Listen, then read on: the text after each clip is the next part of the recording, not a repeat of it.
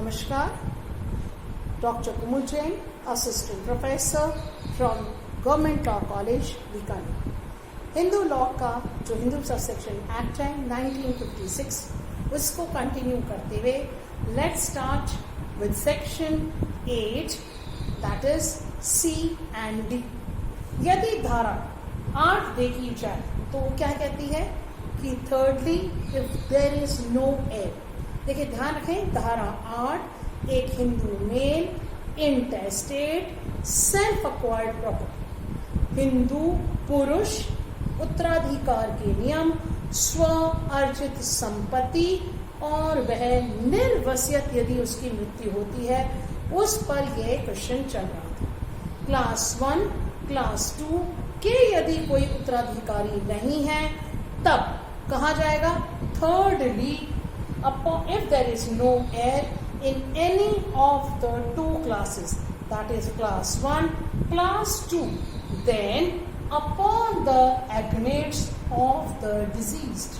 यदि हिंदी में इसे देखा जाए तो ये क्या कहता है कि धारा 8 का सी हिंदू उत्तराधिकार अधिनियम 1956 की धारा 8 का ग कह लीजिए, और थोड़ा अगर एबीसीडी के हिसाब से याद रखना चाहें तो 8 का सी तृतीयतः यदि दोनों वर्गों में से किसी एक में कोई वारिस नहीं हो, ना तो सेक्शन 8A का है ना सेक्शन 8B का है, तब किनमें जो न्यायगत होगी संपत्ति, द प्रॉपर्टी शैल डिवॉल्व, यानी कि गोत्रजों को। अब गोत्रज कौन है? यह धारा जो 3 है एग्नेट्स सेक्शन 3 का ए, वह ये कहता है होली थ्रू मेल्स, यानी कि ये जो 3 एग्जाम्पल्स या एग्नेट्स में गोत्रज जिनको कहेंगे उसमें फीमेल्स का कहीं पर भी रिप्रेजेंटेशन नहीं, ए बी फीमेल नहीं आएगी।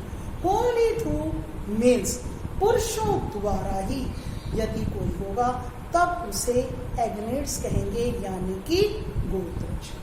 आज देखते हैं कि गोत्रज कौन है। जो अनुसूची अधिनियम में दे रखी है 1956 के अधिनियम में, उसमें केवल क्लास 1 और क्लास 2 को ही बता रखा है, इन्यूमरेशन यानी कि इन्यूमरेट। एग्नेट्स क्योंकि एक शॉर्ट नोट भी बनता है तो एग्नेट्स देखते हैं एग्जाम्पल के थ्रू कि एग्नेट्स कौन हो सकते हैं। एक डिफरेंस भी आ सकता है एग्जाम में, एग्नेट्स डिफरेंस बिटवीन एग्नेट्स एंड कोग्नेट्स, यानी कि गोत्रज और बंधुओं के बीच में अंतर।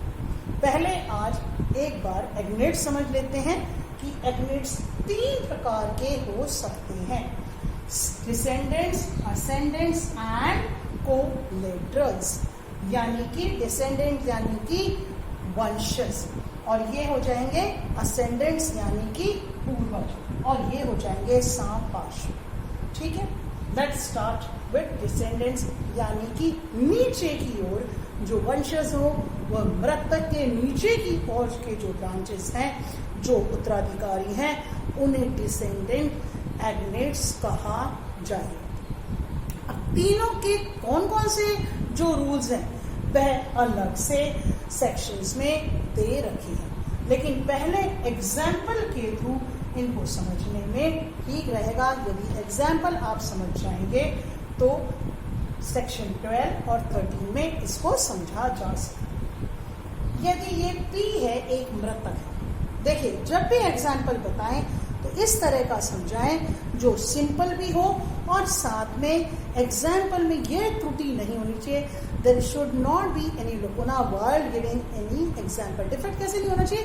क्योंकि वहां पर जो सम्मिलित नहीं होने चाहिए उनके आगे ये कोष्टक लग जाने चाहिए क्लास 1 और क्लास 2 एयर्स के, उसके बाद एग्नेट्स आते हैं। Let's start. ये एक मृतक है, इसका पूर्णत पुत्र, फिर पूर्णत पुत्र, फिर 3 बार पूर्णत पुत्र का पुत्र, फिर उसका SSSD और 4 बार S, यानी कि इतनी बार पूर्णत पुत्र के पूर्णत पुत्र के पूर्णत पुत्र की पुत्री, फिर पूर्णत पुत्र के पूर्णत पुत्र के पूर्णत पुत्र की का पुत्र। ये जो दोनों डिसेंडेंट्स हैं यानी कि जो वंशज हैं, एग्नेट्स यानी कि वंशज गोत्रज, ठीक, वह ये दो क्लास 2 में कहीं सम्मिलित नहीं है।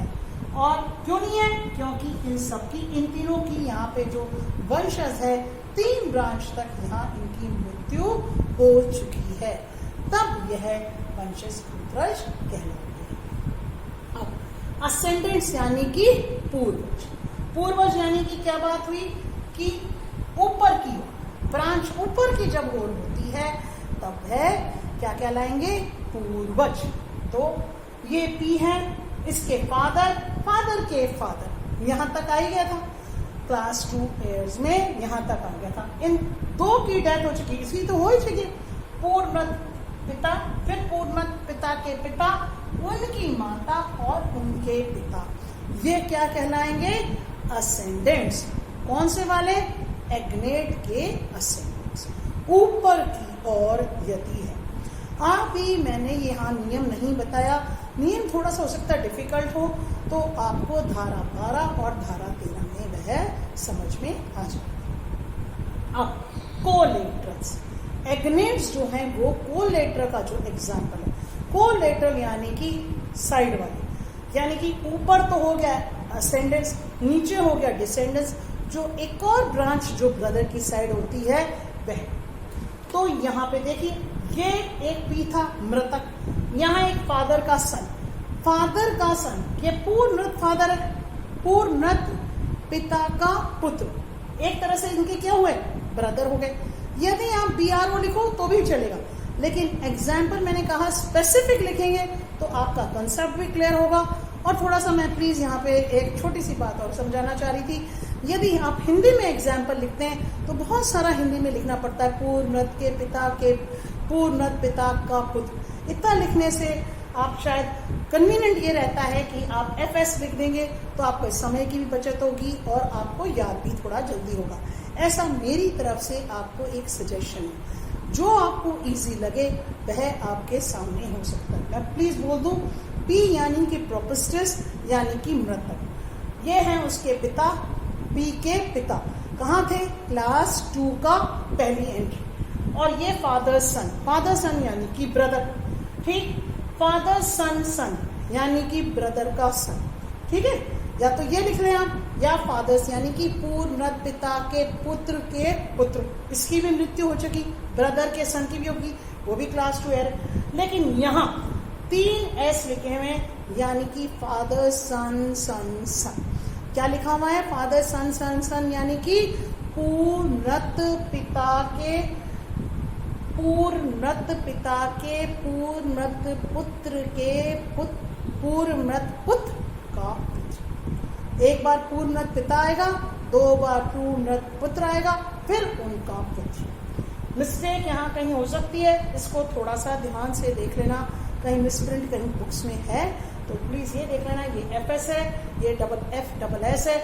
I am talking about government law college Bikaner, please, ठीक है।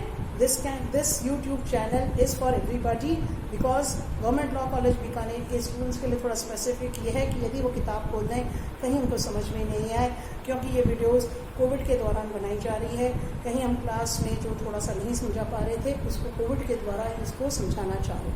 तो प्लीज़, क्योंकि examinations, I don't want to talk to government law college Bikaner, please यदि स्टूडेंट्स को कहीं समझ में नहीं आए तो मैं वापस यहाँ बोल दूँ, ये FSS है यानी कि F फादर्स सन सन, और उसके बाद फादर के बाद 3 S लिखे हैं यानी कि फादर सन सन सन। इस तरह यहाँ जो एग्नेट्स हैं यानी कि एग्नेट्स हैं वह 3 प्रकार के आपने कंक्लूजन में देखा, डिसेंडेंट्स, असेंडेंट्स एंड कोलेटरल्स, जो कि धारा 8 के C में बता रखी है, और धारा 12 और 13 में इनका जो डिवोल्यूशन होगा यानी कि जो प्रॉपर्टी है वह किस प्रकार से न्यायगत होगी, चाहे वो एग्नेट्स हैं चाहे वो कॉग्नेट्स हैं, इसके बारे में। और कॉग्नेट्स कौन है, उनके 3 example, ascendants, descendants, ascendants and collaterals, जिसमें कॉग्नेट्स की जो डेफिनेशन है उसमें क्या आ जाएगा, एग्नेट्स में होली थ्रू मेल्स इसमें नॉट होली थ्रू मेल्स बोला जाएगा, यानी कि जब फीमेल का कहीं भी रिप्रेजेंटेशन हो जाता है, फीमेल के थ्रू जब ब्रांच हो जाती है, चाहे वो डॉटर हो चाहे वो मदर हो, फीमेल एक आ गई, उसके बाद जो ब्रांच आ जाएगी उसमें कोग्नेट्स वो कहलाएंगे। उनके और 3 एग्जाम्पल्स हो जाएंगे, यानी कि डिसेंडेंट्स, असेंडेंट्स और कोलिटरीज। प्लीज़ ये देखते रहिए, नेक्स्ट वीडियो में आपको कोग्नेट्स समझा दिया जाएगा। मेरी पूरी कोशिश है कि मैं आपको यूट्यूब के इस चैनल के द्वारा हिंदू सक्सेशन एक्ट 1956 को ढंग से समझाऊं, और जो आपका जब भी अपन केवल सेल्फ एक्वायर्ड प्रॉपर्टी पढ़ रहे हैं मेल्स की, और बाद में फीमेल्स का भी पढ़ेंगे।